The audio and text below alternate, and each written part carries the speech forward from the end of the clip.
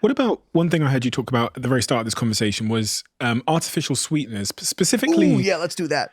specifically in things like Diet Coke. I've wondered for a while whether Diet Coke is healthy or not. Okay. And there's a lot of, people talking about this at the moment. So what's your answer to that? Okay. This is going to be the most commented thing about in this entire interview, I'm sure. Oh, gosh. Okay. So first off, let's just talk about weight loss and fat loss. Okay. And leave out the other stuff. If you look at the epidemiology and the cohort studies, you tend to see that people who consume more artificial sweeteners or diet soda are heavier in body weight. And so some people have said these things cause weight gain.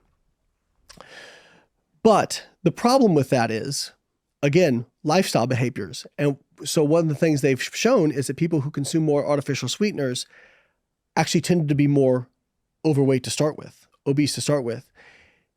They didn't cause them to become that way. They're consuming more of them because they're trying to get to a less obese state, right? So there's a correlation there. But if we look at the randomized control trials, right, where they say, hey, you guys drink soda, regular soda, you guys drink diet soda. There was actually one that just got published, a very, very, really rigorously controlled 1-year study. Way more weight loss in the diet soda group. And I'm thinking of another randomized control trial. I think it was 6 months where they saw like 6 kilograms of weight loss just from switching people from regular soda to diet soda. Or it might not have been soda specifically. They call them sugar sweetened beverages versus, non-nutritive sweetened beverages. So when you replace for soda, it seems to be very effective, all things being equal. And people will say, well, it activates the sweetness in the brain and you get hungrier from it. Well, if that's the case, then these studies would suggest that artificial sweeteners are actually the best fat burners known to man, because if people are eating more and still losing 6 kilograms, that's amazing. They're not fat burners. They're replacing that sweet taste. And then people will say, well, it's not better than water. Water, people should just drink water. Shoot the alligator closest to the boat, right? Like, okay, hey, if you can drink water and just drink water, cool, do that, right? But if somebody can lose, and I have people all the time when I do a post about this, somebody say, I lost 30, 40, 50 pounds. All I did was stop drinking regular soda and drink diet soda. Literally the only change they made in their life. Now, when they compare it versus water, they either see the same results or the diet soda group gets a little bit better results. And yeah, now, it's not because of any kind of fat burning effect. What is likely is when somebody switches from regular sugar sweetened beverage to water, they may try to fill that gap of that sweet taste somewhere else. Whereas if they're just consuming the artificially sweetened or non-nutritive sweetened beverage, we can't say artificial because stevia is actually, natural, so to say. So they call it non-nutritive sweeteners. But if they're consuming the non-nutritive sweeteners, they're filling that gap. Compensation again. Compensating, right. So now, again, there's nothing magic about them. People are just eating less, right? And if you can do that with water, you don't have to consume diet soda. I would say drink water. But if you're somebody where, man, you really have a hard time quitting regular soda, heck yeah, drinking diet soda is a lot better. And then people will go, well, what about insulin? They raise insulin.